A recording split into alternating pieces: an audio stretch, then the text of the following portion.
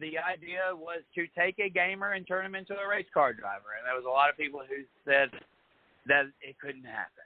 And, I've been one of those naysayers as well.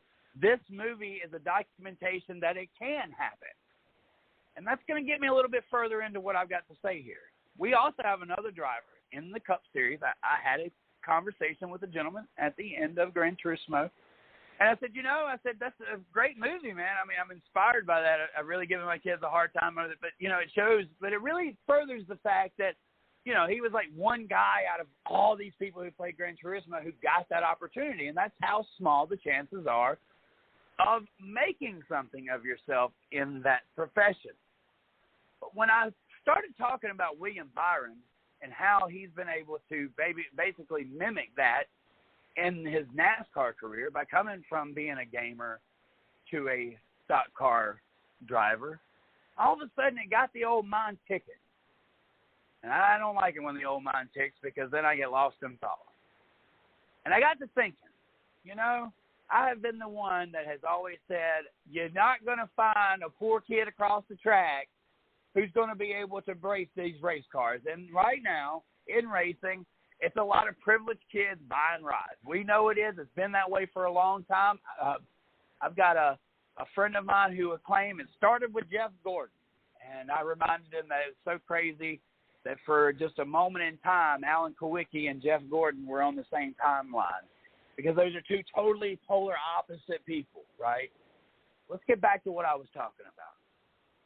Guys, if we can take a kid, own a game, and make him a race car driver, as we can go to the Dominican Republic or we can go to the Samoan Island to get football players, Dominican Republic to get baseball players, Canada and Russia to get soccer players and hockey players, soccer players, I guess Saudi Arabia around. Look, it's time to dig deeper in racing and start finding the truest talent in the world.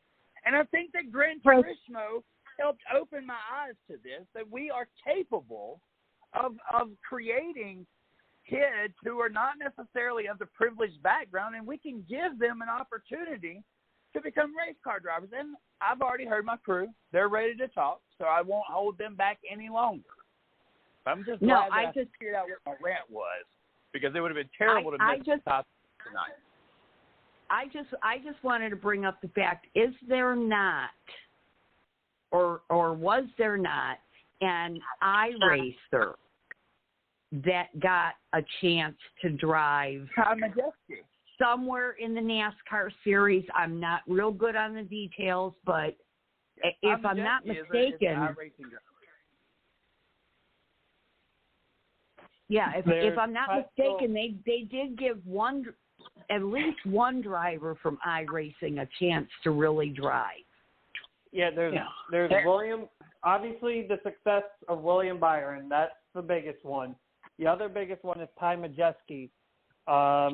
The other ones, there isn't really one I can click off the top of my head. Actually, there is Tyler one in the Hudson. Northeast.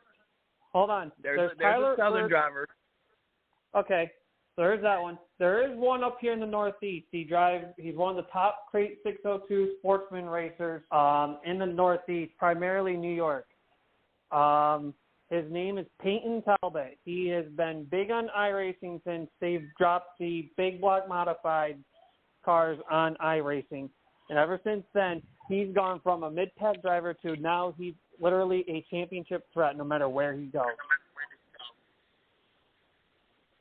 The one biggest takeaway from that movie that really just set me in stone was when the guy was trying to sell the idea to the former racer who is now a racing coach. He said, but these kids have 10,000 more laps than you ever did at their age at each of these racetracks. And that was just stunning. Like it was the beginning of, we can do better. We can open the horizon and bring racers in from all parts of the world. We no longer have to have Rich Daddy writing a check to bring in the best race car drivers in the world.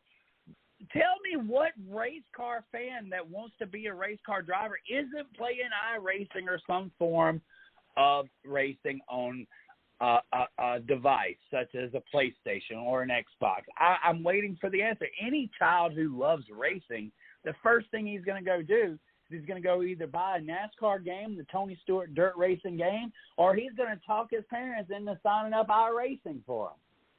We have a talent pool now that we've never had before to pull the greatest racers in the world and bring them and give them a chance to drive those race cars. All we need to do is convince the promoters, the owners, and the advertisers that this does work. And it's a movie like Gran Turismo, and it's William Byron and Tom Majeski. Those are the specific guys that will show you that this can work. And trust me, 10 years ago, this may not have been possible. I know Gran Turismo was based off of what happened 10 years ago, but that was setting the groundwork, right? That was before the idea was big. Now we can make this idea big. And I would like to start out with you, Taz Taylor, as we open the door for discussion. So the biggest takeaway we can get with, let's say on the iRacing side, because that's the biggest one of them all on the eNASCAR side of things. So with NASCAR's partnership in iRacing, you bring out the eNASCAR, what's called the eNASCAR Coca-Cola iRacing Series. It brings out the best 40 drivers to race basically what would be half of a NASCAR Cup Series schedule, and they run every other week. I think every other Tuesday, as a matter of fact. And they have normally the champion, unless they've changed it, normally the champion not only wins the grand prize and the trophy, the glamour, blah, blah, blah. I do believe they get an opportunity to at least run either a late model or grab a car or two from like the Rusty Wallace Racing School or something like that. And they go to a track and basically kind of like taking a car to a track and testing it out. Like it's just them and the track. They get some time there to see if, things happen to go the way that they do. They could run an actual real car and race it. But I know on the outskirts of that, in terms of the console side, like the PlayStation and Xbox side of things, there was an eNASCAR series. I think it was called the Heat Pro League or something like that. It went 2 seasons, and then it went dormant because the company that made the Heat games ended up the best word I can come up with, and it's probably not the best word, is scammers. Let's just put it that way. They've done some whack, weird stuff in the last year or two, and if you bought it's the just last been game, odd and it crazy. speaks for itself. If you bought the last game, it speaks for itself. And it was supposed to be a new engine and all the hype because they were finally getting away from, what was it called, Jimmy? Unity engine. So they were going to a new engine, and of course it was the biggest flop ever of a NASCAR game. To this day, it still was never fixed and has so many bugs. It's probably considered the worst game ever released. No, so not just the NASCAR game. Don't get me wrong. Don't get me wrong. I give props to NASCAR of they at least at that time they did try to bring out the best of the best in the console gaming. And the reason why you know that is because there have been people that put hours and hours and hours of work into this. And they were actually hired by actual race teams like RCR, Hendrick, Stuart Haas, just to name a few. To represent them in the gaming world. Yeah, this is on the console side. I mean, they're literally racing their hearts out. And it was there. I thought they had a product going for them. And after the second season, they lost all, basically the pro league drivers. Then they lost everything themselves, and then they practically lost the gaming community at that point. Right. Miss Lee, let's come on in. What do you feel about the discussion? And do you have something that you want to talk about with it? All right. Well, I can't talk much about the gaming side of it because I've never been into that. I've tried, and that was never my thing. But I did do a quick search, and I did find out, and this was not the person that I was thinking of, but that Raja Karuth, who drives in ARCA and trucks, came from iRacing. Wow. He started racing, I think maybe 2016 or 17 in iRacing, had never driven an actual car. And then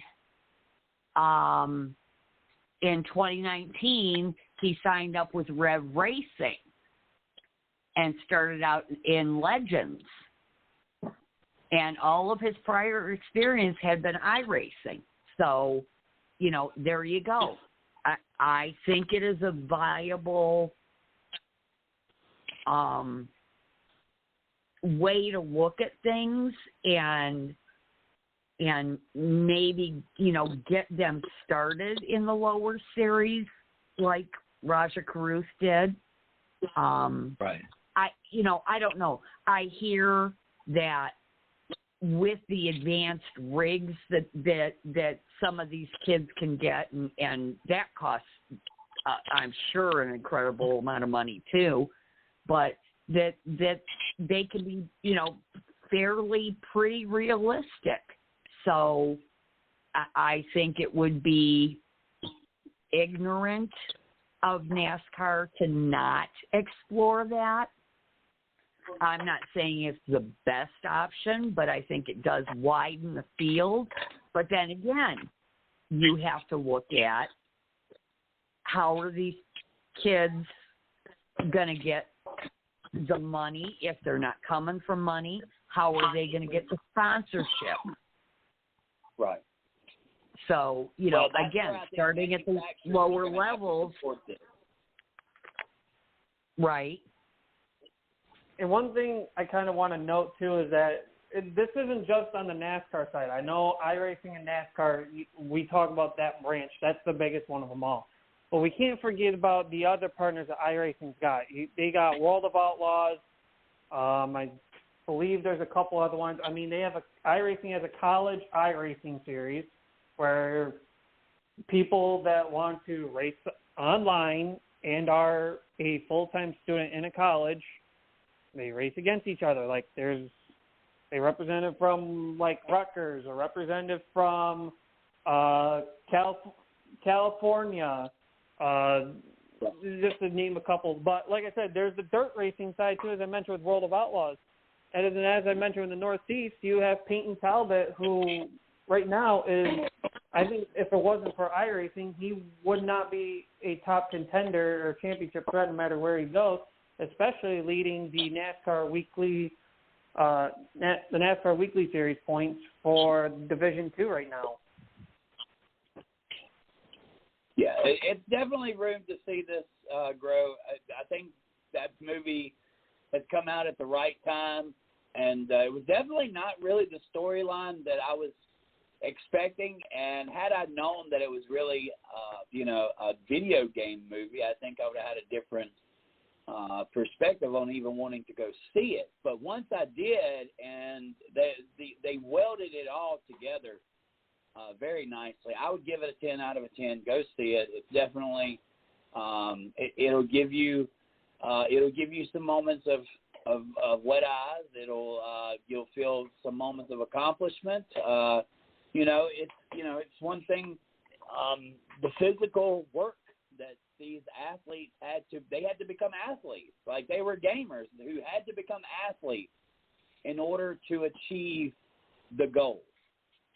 I think that that's something that, like I said, it's a pool. It's definitely something that I think manufacturers would have to stand behind, like Nissan did with the Gran Turismo for development, Toyota TRD, Chevrolet, there's an avenue for these guys to go and find the crop. We're not talking about, 150 racers being given the chance to go race NASCAR. It's not going to happen like that.